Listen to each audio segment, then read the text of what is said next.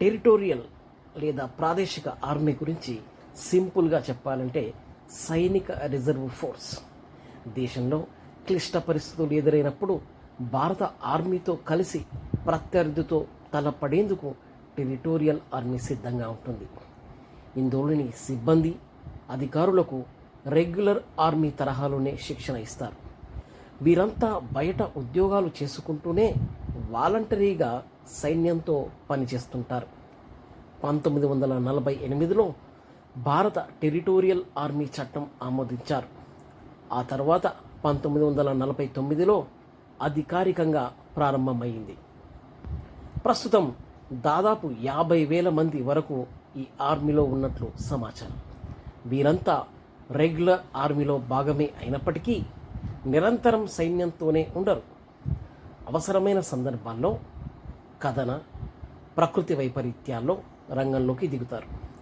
Territorial army అధికారుల్లో పలువురు శౌర్య, విశిష్ట పురస్కారాలను అందుకున్నారు.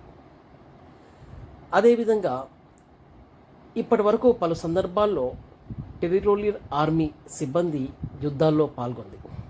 1962, 1965, 1971 యుద్ధాల్లో భారత సైన్యంతో కలిసి పనిచేశారు. ప్రకృతి వైపరీత్యాల సందర్భంగానూ సేవలు అందించారు.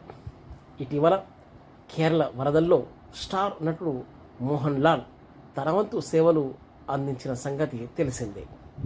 అతడు కూడా టెరిటోరియల్ ఆర్మీలో లెఫ్టినెంట్ కర్నల్ స్థాయి అధికారి. ఈ జాబితాలో పలువురు సెలబ్రిటీలు కూడా ఉన్నారు. భారత మాజీ captain MS Dhoni, Sachin Pilot, Kapil Dev, Anurag Thakur, Abhinav Bindra lieutenant colonel స్థాయిలో ఉన్నారు.